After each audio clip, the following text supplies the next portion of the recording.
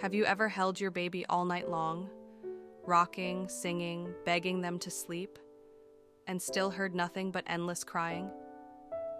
And then you whispered to yourself, "What am I doing wrong?" I did too. Some nights felt endless. Only the sound of crying, heavy breathing, and a mother completely drained. But after surviving many nights like this, I realized sometimes your baby cries not because you're failing, but because they trust you the most.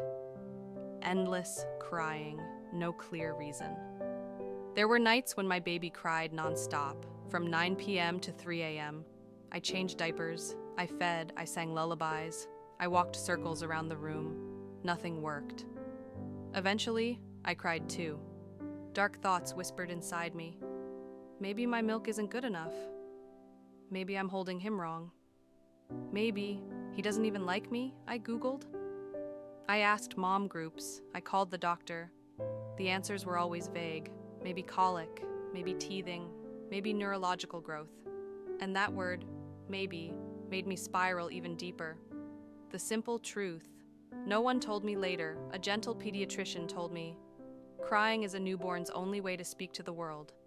Your baby might be overwhelmed by lights, by sounds, by a strange new dream, or simply, their nervous system is growing faster than they can handle.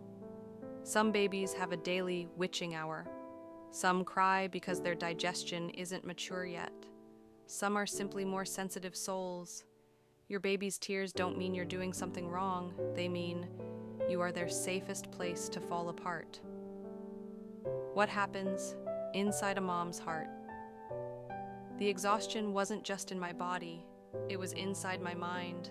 Every cry felt like a blade carving into my chest. Every failed attempt to soothe him made me feel smaller. There were nights I wanted to give up, not because I didn't love my baby, but because I didn't know how much longer I could survive the sound of his pain. If you've ever felt that way, let me whisper this: you are doing better than you think. What I wish every mom knew about night cries: you don't have to fix it immediately. Just breathe together. You don't have to stop the crying at all costs. Just hold tighter. You don't have to blame yourself. Your baby never does. Sometimes I turned off all the lights, held my son against my chest.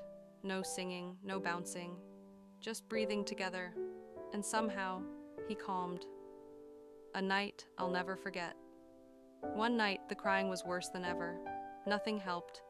Finally, I lay down, placed him on my chest, gently pressed my hand over his tiny back and whispered, "It's okay, baby. Cry. I'm right here." He stopped, not because I found the perfect trick, but because he felt safe.